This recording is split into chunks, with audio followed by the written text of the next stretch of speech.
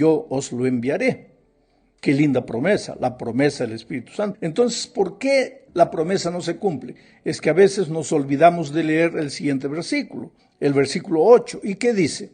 Y cuando Él venga, cuando el Espíritu Santo venga, convencerá al mundo de pecado, de justicia y de juicio. Entonces, ¿por qué no se cumple la promesa? Es que para que la promesa del poder del Espíritu se manifieste en la iglesia y en la vida de cada cristiano, primero tiene que cumplirse el primer trabajo del Espíritu Santo. Y el primer trabajo del Espíritu es convencer a las personas de su pecado. Yo he escuchado muchas explicaciones con relación a esto y generalmente la gente dice, sí, pero eso de convencer al mundo de pecado quiere decir a los pecadores que todavía no conocen la palabra de Dios. El trabajo primero del Espíritu es convencerlos del pecado para que ellos vengan a la iglesia. Puede ser entendida de esa manera, pero en el mundo están los pecadores y los que un día abandonaron su vida de pecado y vinieron a la iglesia. El mundo no está formado solo por la gente que no conoce a Jesús. En el mundo estamos nosotros también, los miembros de la iglesia. Y nosotros también, para recibir la plenitud del poder del Espíritu Santo, necesitamos que primero se realice el trabajo básico del Espíritu Santo, que es convencer de pecado. Desde que yo soy niño me acuerdo la iglesia ora de noche, hace vigilia, hace ayuno, hace oración, clama a Dios, Señor, mándanos la lluvia tardía del Espíritu Santo, mándanos la lluvia tardía. ¿Qué es la lluvia tardía del Espíritu? La lluvia tardía es el poder final para vencer el pecado completamente y para proclamar el Evangelio al mundo. Todos queremos esa lluvia tardía. Pero antes de que la lluvia tardía venga, tiene que venir la lluvia temprana. Y ahí nosotros decimos, sí, pero la lluvia temprana ya vino para la iglesia primitiva en el día del Pentecostés. Espera un poco, querido. En la historia eso está correcto. La lluvia temprana vino y la lluvia tardía vendrá en nuestros días. Pero nosotros no somos solo historia, nosotros somos seres humanos, experiencia. Y en nuestra propia experiencia, para que la lluvia tardía venga, para que el poder del Espíritu venga, poder para vivir una vida victoriosa y poder para predicar el Evangelio, primero tiene que venir la lluvia temprana. ¿Y qué es la lluvia temprana? El primer trabajo del Espíritu Santo. ¿Y cuál es el primer trabajo del Espíritu Santo? Aquí Juan 16:8 da la respuesta. Cuando el Espíritu Santo venga a mi vida, lo primero que va a hacer es convencerme de mi pecado. Ahora, si yo no acepto el trabajo que el Espíritu Santo hace en mi vida, mostrándome que lo que estoy haciendo, o lo que estoy pensando, o lo que estoy sintiendo es pecaminoso, ¿cómo es que yo quiero que venga la lluvia tardía? En una junta de iglesia, cuando un anciano se levanta malcriadamente y quiere llevar la iglesia para un lado, o cuando el otro discute con propósitos que solo él sabe y él es consciente, no me vas a decir que el Espíritu Santo no está hablando al corazón, no está mostrando el camino. O entonces, la persona que se endurece completamente a la voz del Espíritu Santo, pues ha cometido ya el pecado contra el Espíritu Santo. Y Dios nos libre de eso.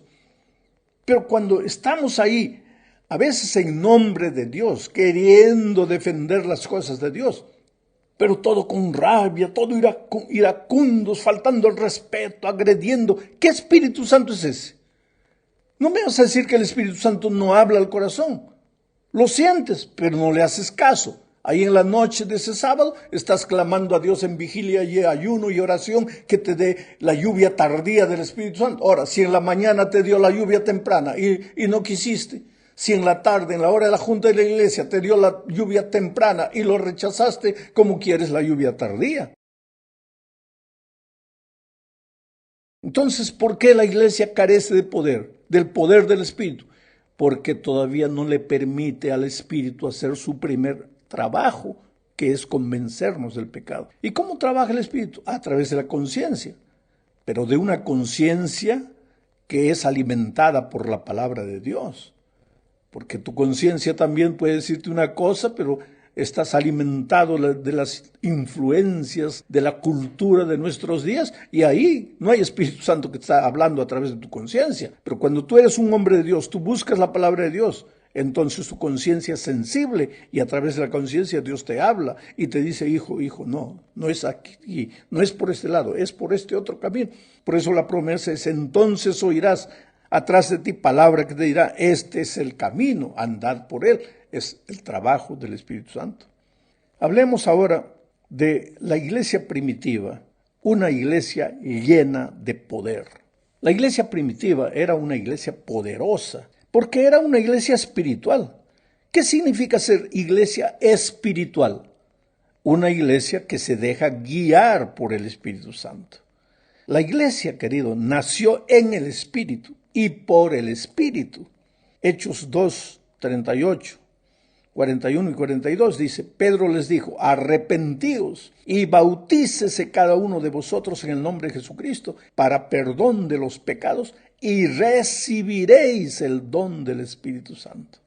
Así que los que recibieron su palabra fueron bautizados y se añadieron aquel día como 3,000 personas y perseveraban en la doctrina de los apóstoles, en la comunión unos con otros, en el partimiento del pan y en las oraciones. Era una iglesia espiritual. ¿Por qué? Porque perseveraban en la doctrina, en el camino, en el sendero, en las enseñanzas. Todo eso es doctrina, camino, sendero, enseñanzas del maestro. Ellos perseveraban en eso, en el camino que el Espíritu les mostraba. Ellos aceptaban lo que el Espíritu les decía. ¿Tú crees que en ese tiempo no habían los problemas que hay hoy? Que gente discute, que gente esconde pecados por ahí. ¿Te acuerdas de Ananías y Zafira? Estaban escondiendo, estaban siendo deshonestos. ¿Tú crees que el Espíritu no trabajaba? Pero ellos se endurecieron contra el Espíritu. Quiere decir, el Espíritu nunca dejó huérfano a la iglesia. Y el mérito de la iglesia primitiva era que nunca dejó de oír la voz del Espíritu, fue obediente. No clamaban solamente por la lluvia tardía. Ellos permitían que la lluvia temprana hiciera su primer trabajo en el corazón, mostrándoles sus errores y ayudándolos a corregir esos errores. Muy bien, vamos a la tercera parte. Aquí hablaremos sobre el Espíritu Santo y la testificación.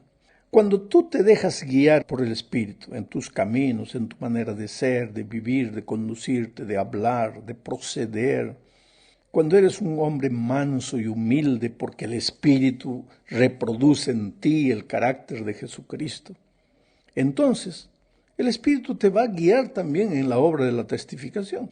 ¿Te acuerdas de lo que pasó con Esteban? Estaba siendo apedreado, pero estaba lleno del Espíritu. Y en medio del dolor, en medio de las heridas, en medio de la flagelación humana, él veía el cielo abierto. Y su testimonio fue poderosísimo. Tú sabes que un joven llamado Saulo de Tarso estaba ahí cuando estaban apedreando a Esteban. En ese momento no hizo nada, pero el testimonio de ese mártir fue trascendental también para que más tarde él entendiera que estaba persiguiendo a Jesucristo.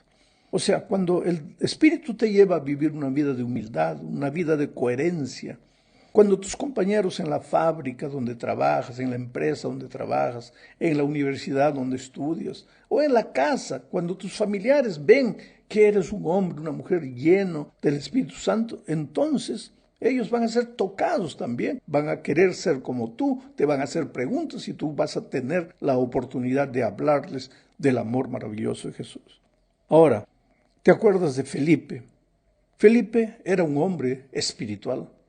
Espiritual porque se dejaba guiar por el Espíritu Santo. Y un día el Espíritu le dijo, ve, por aquel camino en el desierto viene un hombre leyendo la palabra y no entiende. Y ahí el Espíritu lo transportó a Felipe y encontró al hombre.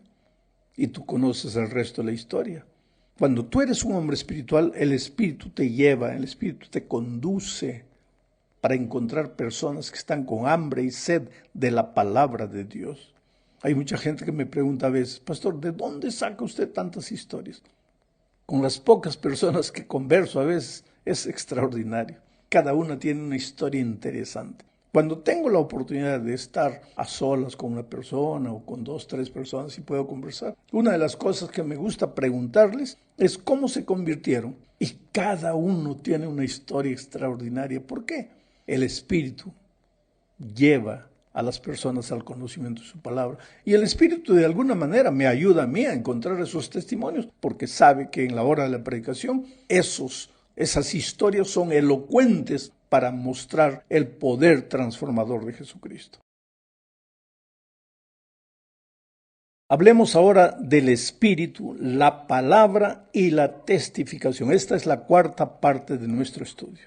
Sabes, querido, el Espíritu no puede nunca estar contra la palabra. Al final de cuentas, ¿quién inspiró a los escritores bíblicos para que escribieran las Sagradas Escrituras? Fue el Espíritu. Ahora, si el Espíritu inspiró al escritor bíblico, ¿cómo es que el Espíritu va a estar contra la palabra que él inspiró?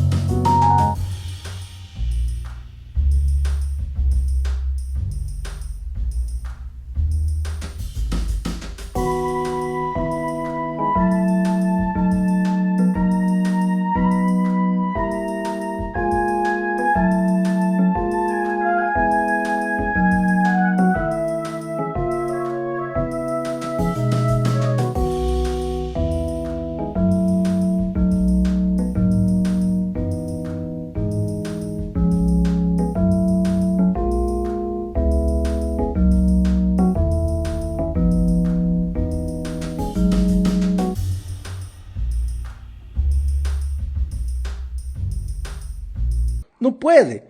Tiene que haber coherencia entre lo que la palabra de Dios dice y lo que el Espíritu de Dios dice. Por eso la gente a veces corre peligro, porque muchos dejan la palabra de lado, no abren la palabra de Dios, pero se quedan esperando que venga la voz del Espíritu Santo. Y yo creo que Dios puede hablar a través de su Espíritu hoy, claro que habla. Pero cuando no te dejó otra instrucción en la palabra escrita. Pero si ya te dejó la instrucción en la palabra escrita, ¿qué cosa quieres que te hable el Espíritu? Algo que está contra la palabra. Te voy a contar una experiencia solo para que tengas noción de lo que estoy diciendo. Una muchacha tenía 2 candidatos, 2 muchachos que querían enamorar, noviar con ella, tal vez casarse. Uno de ellos era un cristiano, fiel, trabajador en la iglesia, manso, humilde, pero pues feíto, no tenía mucha presencia física. El otro candidato era un ateo, malandro de esos muchachos de afuera, fumaba, bebía, pasaba noches enteras en fiestas, y los 2 estaban atrás de la chica cristiana. Naturalmente, el muchacho que no conocía a Jesús, que no quería saber nada con Jesús, era bonito. Entonces ella se encontraba entre la encrucijada. Acepta al manso, humilde cristiano, pero infelizmente feíto, o acepta al bonitón, pero que no quiere saber nada con Jesús, nada con la fe, nada con la iglesia. ¿Qué piensas tú que ella decidió? Bueno, ella le pidió una señal a Dios. Ahí viene el asunto del trabajo del Espíritu Santo. Hay gente que vive pidiéndole señal a Dios. Ella le pidió una señal a Dios. Le dijo, mira, Señor, yo no sé con cuál de ellos enamorar. Los 2 dicen que me aman y yo estoy indecisa. Entonces tú revélame, Señor. Mañana yo voy a salir a la universidad y el primero de ellos que venga con una camiseta de color verde, yo sabré que tú lo estás enviando para que ese sea el muchacho que yo acepte y me case. Ahora yo te hago una pregunta. Adivina quién apareció con la camisa verde al día siguiente. El muchacho que no quería saber nada de Dios. Pero ella dijo, Dios me respondió. Bueno, la historia es...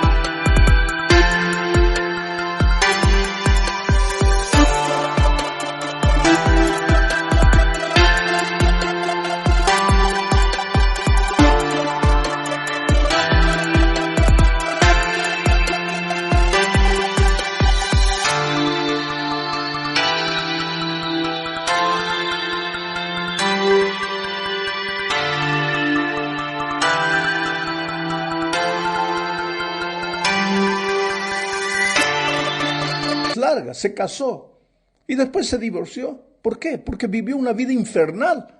Porque hasta la luna de miel todo era maravilloso. Una vez que se acabó, ella vivió una vida triste, miserable. Y entonces se arrodillaba y le decía, pero Señor, ¿por qué me fallaste? Oye, ¿cómo es que Dios te falló? ¿Acaso la palabra de Dios no está escrita y dice, no os juntéis en yugo con los infieles?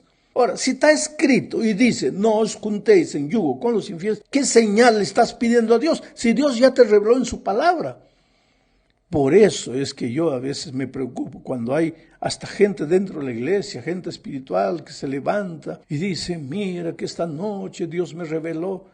Ahora, sería mucho mejor si tú dijeras, esta madrugada yo me levanté, estudié la palabra de Dios con oración y Dios me mostró aquí en su palabra el mensaje que voy a exponer para ustedes. Y entonces agarras el texto bíblico y expones para la iglesia el texto bíblico.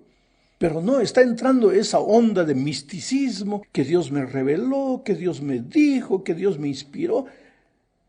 Cuando no está escrito en su palabra, yo creo. Pero si está escrito en su palabra, ¿qué te va a revelar? ¿Qué Dios te va a revelar para decir, bueno, el sábado es santo, Dios me ha dicho que tenemos que ser más fieles en el sábado? ¿Acaso eso no está escrito en la palabra? ¿No está escrito en el espíritu de profecía? ¿Qué más revelación estás queriendo? Bueno, el sermón de Pedro el día de Pentecostés se basó principalmente en el Antiguo Testamento. ¿Por qué? Porque Pedro podría haber dicho, el Espíritu me inspiró, pero no, él agarró la Escritura y abrió. La Escritura para él era el Antiguo Testamento. Y mostró con el Antiguo Testamento que Cristo era el Mesías.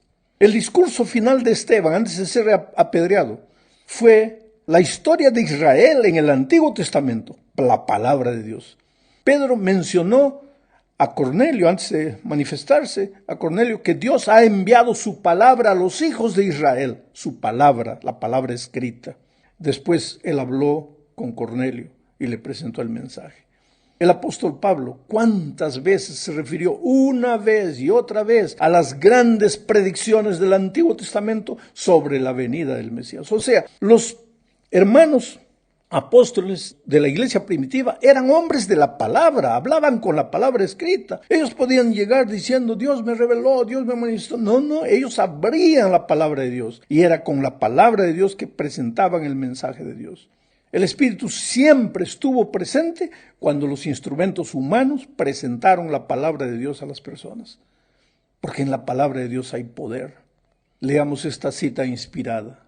Mira, Educación, página 126. En la palabra de Dios está la energía creadora que llamó los mundos a la existencia.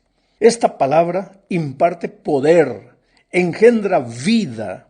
Cada orden es una promesa aceptada por la voluntad, recibida en el alma, trae consigo la vida del ser infinito, transforma la naturaleza y vuelve a crear el alma a la imagen de Dios. Ese es el poder de la palabra. Por eso predica la palabra, enseña la palabra, abre la palabra para tus amigos, abre la palabra para ti mismo. Llegamos al fin de este estudio hablando del poder transformador de la palabra de Dios.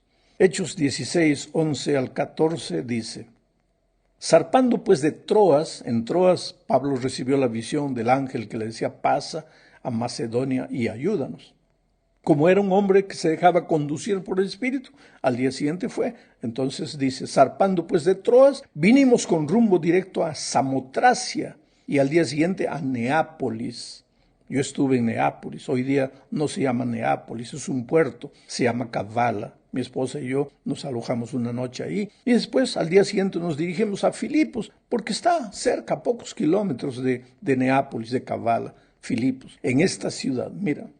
Y de allí a Filipos, dice el texto, que es la primera ciudad de la provincia de Macedonia y una colonia. Y estuvimos en aquella ciudad algunos días, y un día de reposo salimos fuera de la puerta, junto al río.